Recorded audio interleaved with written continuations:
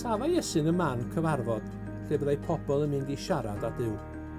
Roedd llawer o bobl eraill yno hefyd yn gwrando ar Iesu'n sôn wrthyn nhw am Dduw. Un o'r bobl yn gwrando oedd gwraig oedd â phoen ofnadwy yn ei chefn. Ers blynyddoedd lawer roedd ei chefn hi'n brifo gymaint nes na allai sefyll i fyny yn syth. Gwelodd Iesu y wraig ac roedd yn gwybod yn union beth oedd yn bod arni. Wyt ti'n well nawr, ydy Iesu wrthi. Yna, gosododd Iesu ei ddwylo ar ei ysgwyddau. Sythodd ei chefn ar unwaith a chododd ei phen ac edrych ar Iesu. O, diolch, diolch Iesu! Chwarddodd y wraig yn hapus.